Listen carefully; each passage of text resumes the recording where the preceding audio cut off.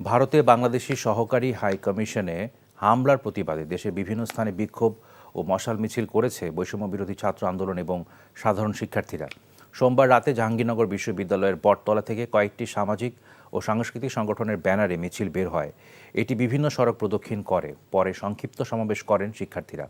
ময়মনসিংহে town hall মোড়ে সমাবেশ শেষে শহরে বিক্ষোভ মিছিল করে বৈষম্য বিরোধী ছাত্র আন্দোলন। এছাড়া চট্টগ্রাম, কুমিল্লা, কিশোরগঞ্জ সহ দেশের বিভিন্ন স্থানে বিক্ষোভ মিছিল করেছে বৈষম্য বিরোধী ছাত্র আন্দোলন। এ সময় ভারতে বাংলাদেশি সহকারী হাইকমিশনে হামলা ও স্বাধীন সার্বভৌম দেশকে নিয়ে ভারতীয় মিডিয়ার মিথ্যাচারের প্রতিবাদ জানান তারা।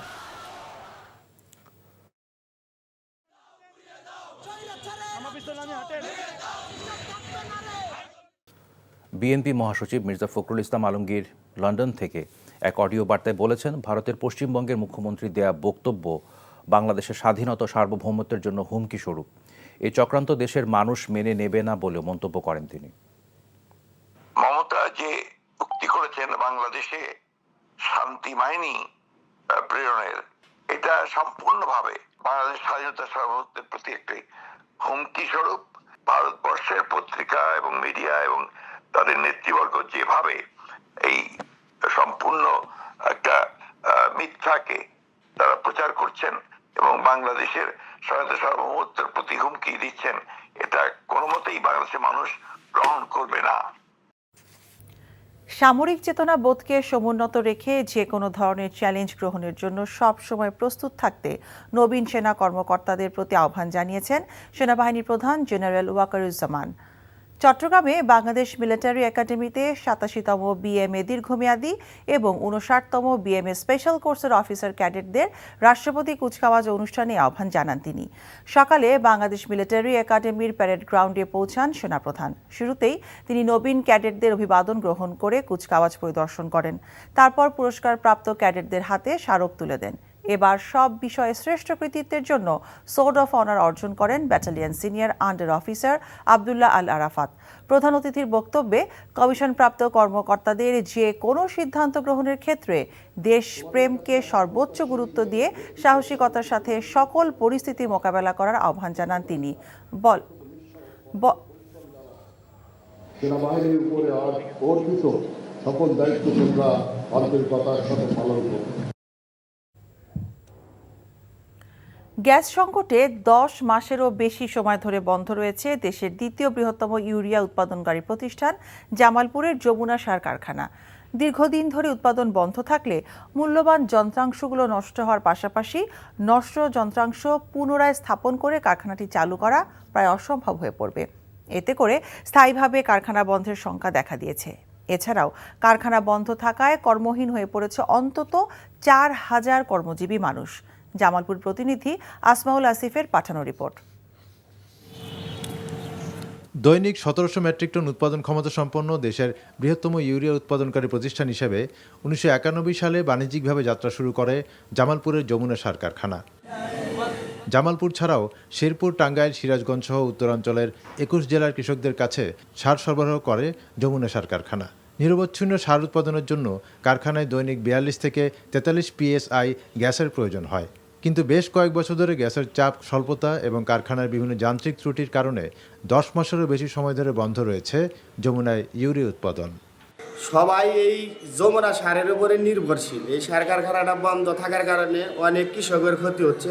এই 10 মাস যাবত 1 টাকা কামাই নাই, 1 টাকা ইনকাম নাই। এরকম ভাবে আরো কিছুদিন বন্ধ থাকে তাহলে এই ফ্যাক্টরিটা একবার অচল বন্ধ হয়ে যাবে, এটা চালু করা সম্ভব হবে না। এই অবস্থা আরও দীর্ঘস্থায়ী হলে কারখানাটির অধিকাংশ যন্ত্রাংশই অকেজো হয়ে পড়বে। নষ্ট যন্ত্রাংশ পুনরায় স্থাপন করতে সরকারের ব্যয় হবে কয়েকশো কোটি টাকা। এদিকে কারখানাটি দীর্ঘদিন বন্ধ থাকায় বেকার হয়ে পড়েছে কারখানার সাথে প্রত্যক্ষ ও পরোক্ষভাবে জড়িত অন্তত 4000 কর্মজীবী মানুষ। আমাদের এই ফ্যাক্টরিতে মজুত করে আবার এই সার এখান থেকে ডেলিভারি দিতেছে বিভিন্ন জেলায়। যমুনা সার দিয়ে যে উপকৃত হয় কম লাগে, এই সারটা বেশি লাগে, কৃষকও অনেকটা ক্ষতিগ্রস্ত হয়। যমুনা সার কারখানার উপপ্রধান প্রকৌশলী জানান, দীর্ঘদিন বন্ধ থাকলে প্লান্ট প্রিজার্ভেশন করা কঠিন হয়ে যায়। সেক্ষেত্রে অনেক যন্ত্রাংশ নষ্ট হওয়ার সম্ভাবনা রয়েছে। কবে গ্যাস পাবো এই বিষয়ে আমাদের কাছে কোনো দিক নির্দেশনা নাই। এখন ঊর্ধ্বতন কর্তৃপক্ষ এই বিষয়গুলো অবগত আছেন, ওনারাই ভালো বলতে পারবেন যে আমাদের কবে আমরা চালাতে পারবো বা উৎপাদন যেতে পারবো। সার উৎপাদন বন্ধ থাকলে ব্যাহত হবে কৃষি আবাদ, তাই স্থায়ীভাবে বন্ধের শঙ্কায় থাকা যমুনা সার কারখানায় নিরবচ্ছিন্ন গ্যাস সরবরাহ নিশ্চিত করে দ্রুত চালু করা হবে, এমনটাই প্রত্যাশা সংশ্লিষ্টদের। NTV news desk. পতিত আওয়ামী শাসনামলে দেশে হওয়া সব হয়রানিমূলক মামলার তথ্য চেয়ে বিজ্ঞপ্তি দিয়েছে আইন মন্ত্রণালয়ের সলিসিটর কার্যালয়। মঙ্গলবার এক বিজ্ঞপ্তিতে এই তথ্য চাওয়া হয়েছে। বিজ্ঞপ্তিতে বলা হয়, 2009 সালের 6 জানুয়ারি থেকে 2024 সালের 5 অগাস্ট পর্যন্ত সময়ের মধ্যে বিশেষ করে 2014, 2018 এবং 2024 সালে অনুষ্ঠিত জাতীয় সংসদ নির্বাচনের আগে এবং পরে রাজনৈতিক নেতাকর্মী এবং অন্যান্যদের বিরুদ্ধে হয়রানিমূলক মামলা দায়ের করা হয়, যা অনেক ক্ষেত্রে গায়েবী মামলা নামে পরিচিত। এসব মামলা সংক্রান্ত সঠিক ও পূর্ণাঙ্গ তথ্য না থাকায় আইনানুগভাবে প্রতিকারমূলক ব্যবস্থা গ্রহণ করা সম্ভব হচ্ছে না। মামলার তালিকা পাওয়ার পর পুঙ্খানুপুঙ্খভাবে যাচাই বাছাই করবে মন্ত্রণালয়। নাটোরে রেললাইন থেকে চুরি হচ্ছে স্লিপার ক্লিপ। রেলপথে মনিটরিং এবং প্রয়োজনীয় পাহারার ব্যবস্থা না থাকায় চোর চক্র নির্বিঘ্নে রেললাইন থেকে খুলে নিয়ে যাচ্ছে ক্লিপ। এমনকি ক্লিপ খুলতে গিয়ে স্লিপার ভাঙতেও দ্বিধা করছে না তারা। এই অবস্থা রোধ করা না গেলে যে কোনো সময় ঘটে যেতে পারে ভয়াবহ রেল দুর্ঘটনা। নাটোর থেকে হালিম খানের পাঠানো রিপোর্ট।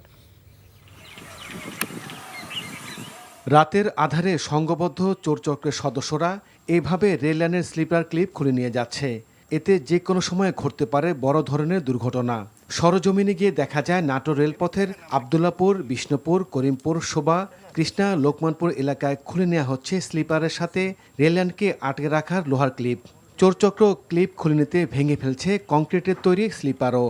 রাজধানী ঢাকা, রাজশাহী, রংপুর ও খুলনা বিভাগকে 3 দিক থেকে সংযুক্ত করেছে নাটোর জেলার প্রায় 58 কিলোমিটার রেলপথ।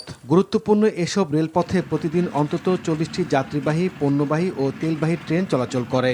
ক্লিপ রাত্রেবেলা মিসিং হয়ে গেলে আবার ট্রেন লাইনচ্যুত হয়, এরকম দেখা যায় অনেক সময়। এটা ক্লিপ কখন চুরি হচ্ছে এটা জানি না। এখন রাতে তো আমরা ধরেন ঘুমাসি। ক্লিপ বিষয়টা এখন ধরেন কখন কে খসাইলি দেখেন, এটা তো আমাদের নলেজে পড়ে না। ব্যবস্থা থাকা সত্ত্বেও মনিটরিংয়ের অভাবে এমনটি হচ্ছে বলে মনে করেন সাবেক এই রেল কর্মকর্তা। কারণ রেলের ট্র্যাক পাহারা দেওয়ার জন্য আমাদের গ্যাংয়ে লোক আছে প্রত্যেকটা জায়গায়। মালঞ্চিতে একটা গ্যাং আছে, ইয়াসিনপুরে গ্যাং আছে, নাটোরে আছে। প্রায় স্টেশনেই ছোট ছোট করে গ্যাং তৈরি করা আছে। এই গ্যাংয়ের লোকরাই রাত্রিতে পাহারা দেয়। এই পাহারাটা দেওয়া একটু জোরদার করলেই এই চুরিটা বন্ধ হয়ে যাবে। নাটোর জেলার 12টি রেল স্টেশনের মধ্যে 4টি বন্ধ রয়েছে। এ কারণে মনিটরিং কমে যাওয়ায় চোরচক্র সক্রিয় হয়ে উঠছে বলে মনে করেন রেল সংশ্লিষ্টরা। NTV news desk. পুলিশকে রাজনৈতিক উদ্দেশ্যে ব্যবহারের অবসান চান 89.5% মানুষ। কেমন পুলিশ চাই শীর্ষক পুলিশ সংস্কার কমিশন পরিচালিত জনমত জরিপে এসব তথ্য উঠে এসেছে। মঙ্গলবার জরিপের ফলাফল প্রকাশ করে পুলিশ সংস্কার কমিশন। জরিপের ফলাফল বলছে, ভুয়া এবং গায়েবী মামলা চান না দেশের 95% মানুষ। এছাড়া ক্ষমতার অপব্যবহার করে পুলিশের দুর্নীতি বন্ধ চান 77.9% মানুষ। পাশাপাশি মানবাধিকার লঙ্ঘনকারী পুলিশ সদস্যদের শাস্তির আওতায় আনার পক্ষে 74.9% মানুষ। পুলিশ সংস্কার কমিশন সর্বসাধারণের মূল্যবান মতামত জানতে কেমন পুলিশ চাই শিরোনামে জনমত জরিপ পরিচালনা করে। আগরতলায় বাংলাদেশ সহকারী হাইকমিশনে হামলা প্রতিবাদে ঢাকায় বিক্ষোভ মিছিল করেছে বিএনপি। দুপুরে নয়াপল্টনে দলের কেন্দ্রীয় কার্যালয়ের সামনে থেকে শুরু হয়ে ঢাকার বিভিন্ন সড়ক প্রদক্ষিণ করে বিএনপির মিছিলটি। বিক্ষোভ মিছিলে বিএনপি কেন্দ্রীয় ও মহানগর নেতাদের পাশাপাশি সহযোগী সংগঠনের বিপুল সংখ্যক নেতাকর্মী যোগ দেন। ভারত বাংলাদেশের অভ্যন্তরীণ বিষয়ে হস্তক্ষেপ করছে অভিযোগ করে মিছিলে অংশ নেয়া বিএনপি নেতারা বলেন, দেশটি বাংলাদেশে সাম্প্রদায়িক সহিংসতার উস্কানি দিচ্ছে। জনগণকে সাথে নিয়ে বিএনপি দেশি বিদেশি সব চক্রান্ত মোকাবেলা করবে বলেও জানান তারা।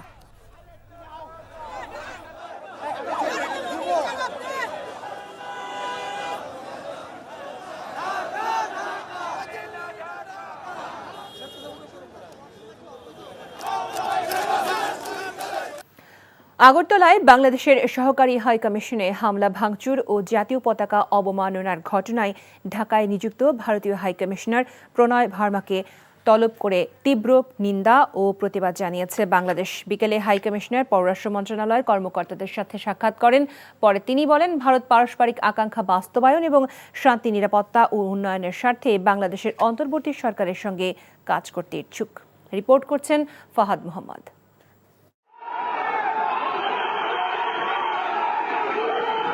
ভারতের আগরতলায় বাংলাদেশের সহকারী হাইকমিশনে হামলা চালিয়ে ভাঙচুর এবং বাংলাদেশের জাতীয় পতাকার অবমাননা করে ভারতীয়রা। এই ঘটনার প্রতিবাদ জানাতে ঢাকায় নিযুক্ত ভারতীয় হাইকমিশনার প্রণয় ভার্মাকে তলব করে পররাষ্ট্র মন্ত্রণালয়। সেখানে হাজির হয়ে পররাষ্ট্র সচিবের সাথে বৈঠক করেন হাইকমিশনার। বৈঠক শেষে তিনি বলেন, বন্ধুত্বপূর্ণ সম্পর্ক বজায় রেখে অন্তর্বর্তী সরকারের সঙ্গে কাজ করতে ইচ্ছুক তার দেশ। Multifaceted relationship, and as I've said, you cannot reduce it to one issue or one agenda. Yes, we are working across so many issues, and we really want to build a positive, stable, constructive relationship moving forward. There are so many things we are doing. There are so many interdependencies we have, and we want to build on those interdependencies to mutual benefit. প্রণয় ভার্মা জানান, নিরাপত্তাজনিত কারণে পরবর্তী নির্দেশ না দেওয়া পর্যন্ত আগরতলা উপ হাইকমিশনের সব কার্যক্রম বন্ধ থাকবে। তবে একটি বিষয়কে কেন্দ্র করে দুদেশের সম্পর্ক আটকে থাকার কোনো কারণ নেই বলে মন্তব্য করেন তিনি। Positive developments that have taken place in our relationship in the last few months, whether it is trade, it is power transmission, supply of essential commodities, we have maintained a lot of positive momentum in the relationship. We are willing to engage with the interim government of Bangladesh, and we remain interested in working with the government of Bangladesh to fulfill our shared aspirations for peace, security and development. ভারতীয় হাইকমিশনারকে তলবের বিষয়ে পররাষ্ট্র মন্ত্রণালয়ের কোনো কর্মকর্তা গণমাধ্যমের সাথে কথা বলেননি। Fahad Mohammad, NTV news, Dhaka. আগরতলায় বাংলাদেশ সহকারী হাইকমিশনে হামলার প্রতিবাদে রাজধানী ঢাকা ও দেশের বিভিন্ন স্থানে বিক্ষোভ প্রদর্শন করেছে বিএনপি সহ বিভিন্ন রাজনৈতিক দল ও সংগঠন। বাংলাদেশের অভ্যন্তরীণ বিষয়ে হস্তক্ষেপ না করতে ও ভারতীয় গণমাধ্যমে চলমান মিথ্যা প্রচারণা অবিলম্বে বন্ধের দাবি জানানো হয়। এদিকে ঢাকায় ভারতীয় হাইকমিশনের নিরাপত্তা জোরদার করা হয়েছে। নজরানা চৌধুরীর রিপোর্ট। আগরতলার ঘটনার প্রতিবাদে রাজধানীতে বিক্ষোভ মিছিল করেছে বিএনপি। মিছিলে বিএনপির কেন্দ্রীয় ও মহানগর নেতাদের পাশাপাশি সহযোগী সংগঠনের বিপুল সংখ্যক নেতাকর্মী যোগ দেন। বিএনপির সিনিয়র যুগ্ম মহাসচিব রিজভী আহমেদ সংবাদ সম্মেলনে অভিযোগ করেন, ভারত বাংলাদেশকে অস্থিতিশীল করার মাস্টার প্ল্যান করেছে। ভারতের রাষ্ট্রীয় পৃষ্ঠপোষকতায় বাংলাদেশের বিরুদ্ধে অপপ্রচার চালানো হচ্ছে।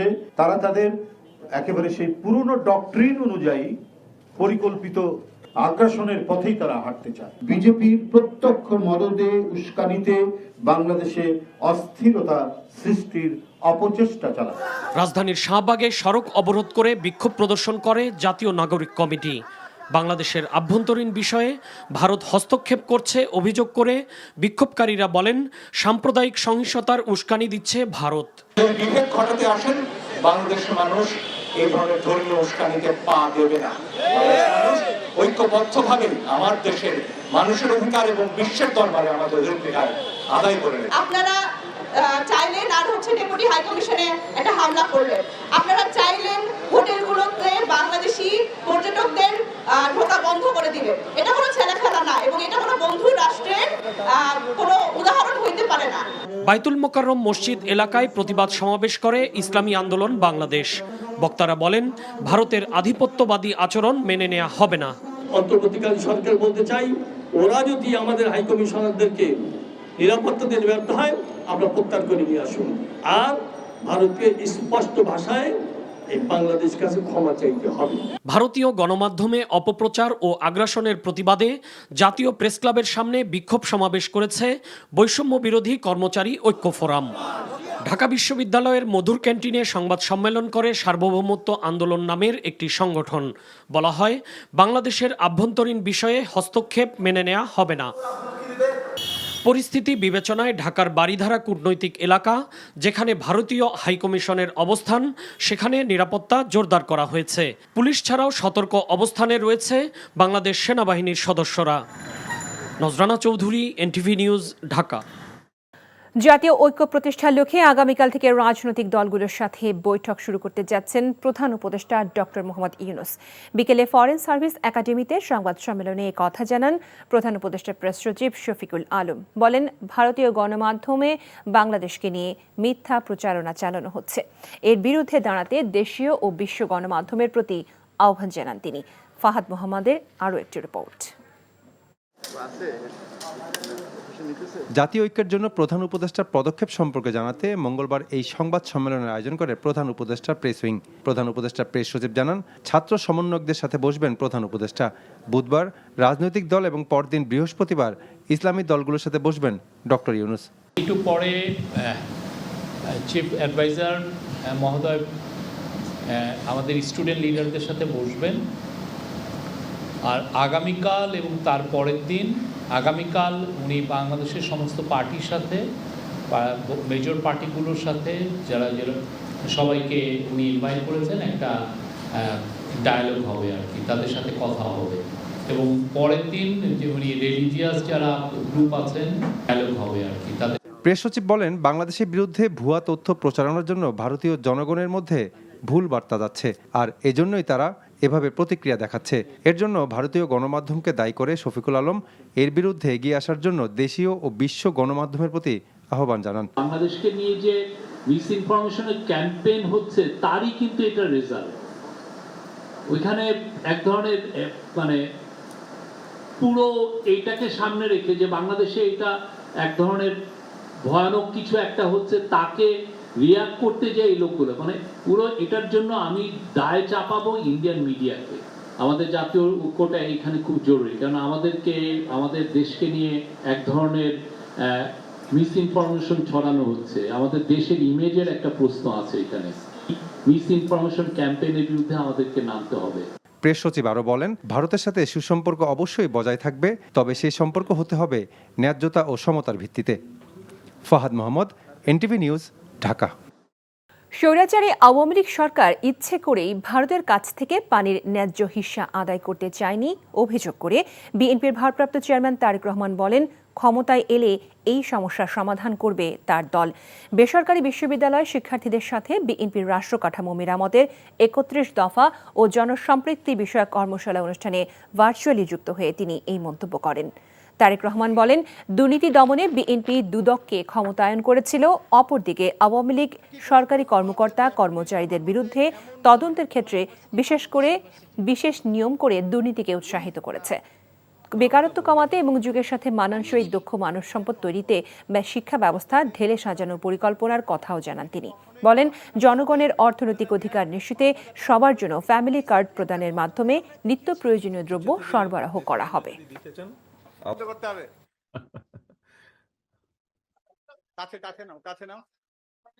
আমাদের নদী এবং খালগুলো বন্ধ হয়ে গেছে। অল্প বৃষ্টি হলে ভারত ফট করে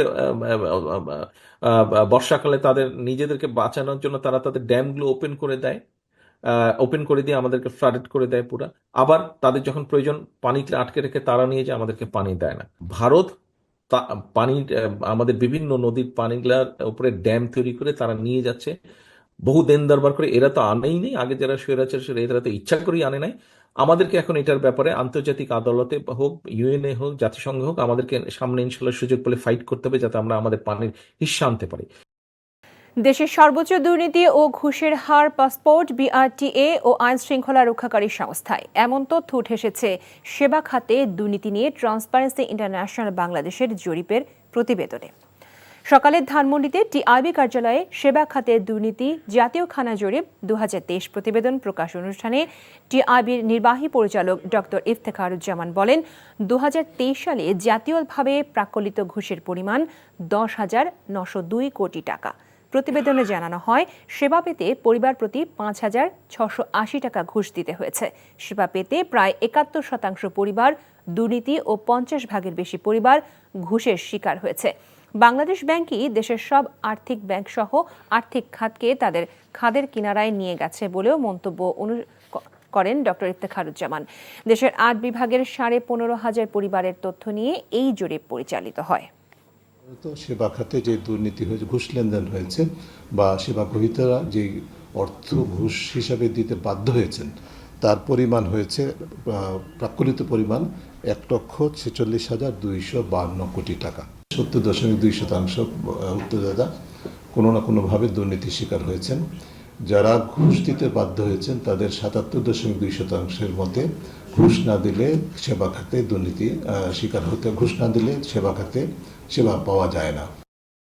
জুলাই আগস্ট গণঅভ্যুত্থানের সময় পুলিশের ভূমিকা ও গণহত্যার বিচার চান 71.5% মানুষ, আর পুলিশকে বিরোধী মত দমনের হাতিয়ার হিসেবে ব্যবহার চান না 89.5%। স্বরাষ্ট্র মন্ত্রণালয়ের জনসংযোগ বিভাগের কেমন পুলিশ চাই শীর্ষক জনমত জরিপে এমন তথ্য উঠে এসেছে। পুলিশ রিফর্ম কমিশনের সদস্যরা বলছেন, জরিপের মতামতের ভিত্তিতে গণহত্যার বিচার ও সংস্কার কার্যক্রমের সুপারিশ করা হবে। আবির আহমেদের রিপোর্টে দেখুন বিস্তারিত।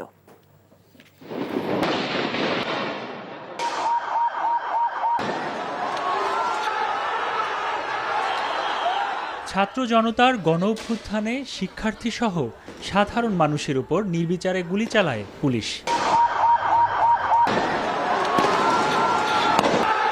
এতে হাজারেরও বেশি আন্দোলনকারী নিহত হন।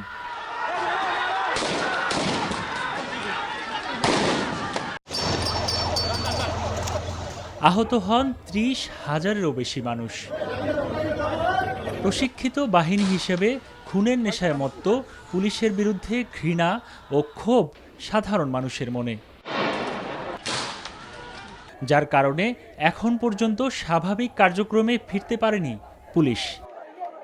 গণহত্যার দায়ে অভিযুক্ত পুলিশ সদস্যদের বিচার ও সংস্কার কার্যক্রম এগিয়ে নিতে গত 31 অক্টোবর কেমন পুলিশ চাই নিয়ে একটি জরিপ কার্যক্রম শুরু করে পুলিশ সংস্কার কমিশন।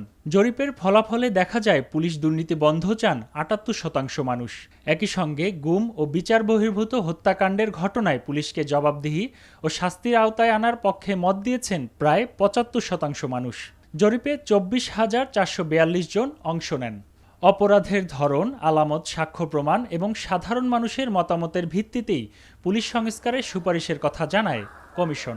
জনবান্ধব, জবাবদিহিমূলক, দুর্নীতিমুক্ত, রাজনৈতিক প্রভাবমুক্ত, আইনের প্রতি অনুগত। পুলিশের তরফ থেকেও আমাদের কাছে বিভিন্ন প্রস্তাব এসছে, আমরা সেগুলো যাচাই বাছাই করছি। যাচাই বাছাই করার পরে আমরা কিছু সুপারিশমালা আমরা প্রণয়ন করব এবং সেটা আমাদের রিপোর্টে আমরা দিয়ে দেব আর কি। পুলিশ যাতে পেশাদারিত্বের সাথে দায়িত্ব পালন করতে পারে সেজন্য প্রশিক্ষণে পরিবর্তন আনার প্রস্তাবও থাকবে বলে জানায় কমিশন। আবির আহমেদ, এনটিভি নিউজ, ঢাকা।